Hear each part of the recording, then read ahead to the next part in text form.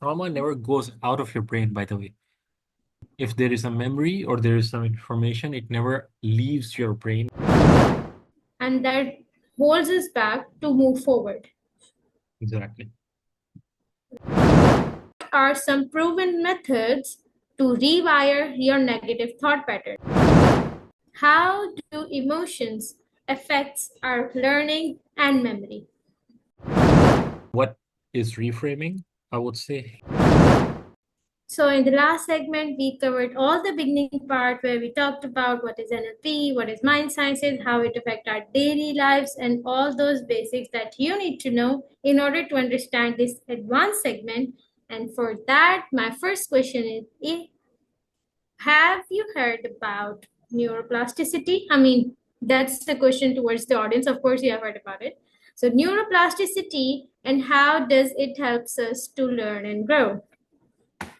see, basically, neuroplasticity is your brain's capability to rewire its, way of processing information Okay. and optimizing the way it works with certain information at any age, by the way. Okay. It's not something that it has to be at a very young age, or it can be only for youngsters. It can be done at even an older age. Like basically, I will give you an example. Psychotherapists, when people go after accidents, they deal with Mhm. traumas, they deal with anxiety or depression. So what they do is basically they use neuroplasticity. They just reprogram their brains to fight traumas. Because trauma never goes out of your brain, by the way. Okay. If there is a memory or there is some information, it never leaves your brain. Otherwise, the brain cell would burn. It would Okay. only get replaced or reprogrammed, or your perception about that information would be reprogrammed. That's Okay. neuroplasticity. All right. Like if there was a So, trauma, so what was the lesson for me in that trauma hmm, and how I should be careful about it?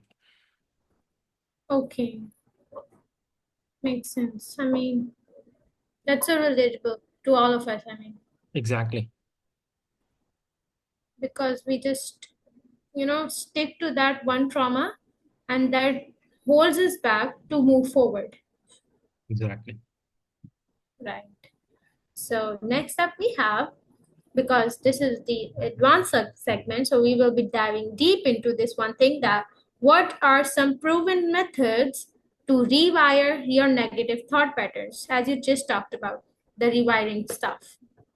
Yeah, see, the proven methodologies for rewiring of your brain, basically. The easiest and the best one is reframing. Okay. Okay. And what is reframing? I would say reframing is as simple as that. For example, I'm giving you a feedback about something. You may not like the feedback from me because as a person, you are not relating to me. You don't have an emotional connection, or, your brain won't take me as someone who cares for you, perhaps, in a way. But whereas if the same feedback, if you repeat with your father or your mother, they would be able to take out some kind of, meaning out of that conversation that we are having. And they would explain Okay. it differently, right? Hmm. And you would be able to process that same piece of information with a different kind of perspective or something just because it is coming out from someone you're really comfortable with. You know? Okay.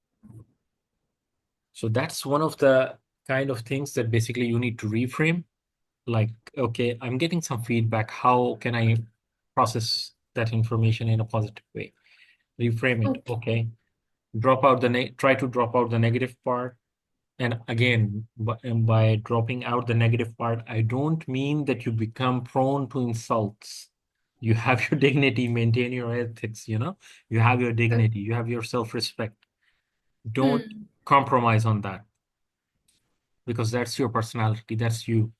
But again, if you're getting feedback related to some of the work, some of the things, just reframe it. Okay. Okay. Reframe it, rephrase it even. And Hmm. sometimes you can just, write it on a piece of paper that what was said to me. And what does this word mean? What does this word mean? How that's one single word can be interpreted in multiple ways. Okay. Sometimes just a comma in a sentence makes a lot of difference, Hmm. That's so true. right? Yeah, totally agree with that. I mean, that might also vary from situation to situation. In some situations, you get to understand one particular lesson, and in other situations, you just ignore that lesson because you are not, in that particular state of mind to understand that particular lesson. Exactly. So next up we have, how do emotions affects our learning and memory? Well, emotion is the same thing, Aisha, that I just talked to you in our last conversation, that you attach emotions with the information that you receive or the Hmm. feedback that you receive, right? Okay. That even if, like, for example, why do people say when I'm angry, Hmm. I am not able to process information very clearly and just Yeah. don't talk to me at this time, you Yeah. know? So I'll give you my own example. It was like, uh, I think grade 9 or 10 Hmm. back in the days. So, like, for some reason, I was quite upset or something, and I was preparing for a math exam. And Okay. I did all the practice questions there for that particular chapter. And ironically, Mm-hmm. when I was practicing it, all the questions were solved without a flaw. Okay. Whereas when I was calmed down during the exam itself, I couldn't remember how I did those questions. Oh wow. Okay. So, anger and being calm, the processing of your brain changes completely because when you're angry, your brain, it's more into the survival mode. Mm. As they say, your reptilian brain is in action Mm. when you're angry because that's more like the survival side of it. Okay. Okay. And you would use all your energy, your entire body energy, Mm. all your senses would actually be focused on just doing what you're doing at that point of time. Right. So this is how emotion, and again, this is my personal experience. It's not something that's coming out of a Mm. book or something that I've read or heard. So it's the same thing. Like when you're calmed down and you are trying to forcefully learn something, it won't happen. The Mm. moment you shift your emotional state, I'm reading this for information. You would store more, you would sustain more, and when you are reproducing it, you would reproduce it in your own particular way. You would reproduce it, you would write it down, you would explain it to others with your style. Mm. Okay. Makes sense. I mean, I've also heard about this one thing, the emotions have this time limit. Like if you are angry, you will stay angry in particular for this second, for like 20 to 30, I don't know how much seconds, and then you will come out of that state. Same goes for happiness and all these things. I mean, is there Hmm. some logical thing I behind will, that? I will tell you. See, emotion is what? Emotion is a trigger, you know, Okay. Yeah. like medically or biologically speaking.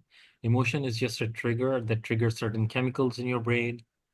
You might have heard about dopamine, Yeah. oxytocin, you know, and endorphin or something like that. So, I mean, like there are 4 or 5 chemicals that play Hmm. around in our brain. Okay. So, and even DMT, what we talked about in our last conversation. So Yeah. these are some of the chemicals basically that your brain releases. And once it gets in your bloodstream, at that point of Hmm. time, your body starts to react differently, but it subsidizes, Okay. and once it's part of the blood, it's diluted and it's all because whenever your brain releases or Hmm. instructs a gland to inject something in your brain, it is for the sake of survival, for bringing down any kind of abnormality. right? Okay. So if Right. you heard something or someone did something to you that triggered anger in you, of course, your body would fluctuate in different way and your brain would immediately release a chemical in your blood just to streamline everything so the damage is minimized immediately.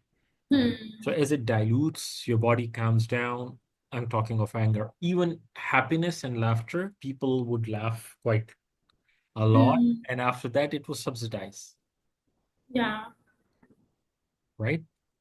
I Right. hope I answered your question, right? So there's no Yeah. confusion around it. It really makes sense. I was so into that. I mean, all of these things are so relatable. I mean, it's just not me. I hope that everyone can relate to that.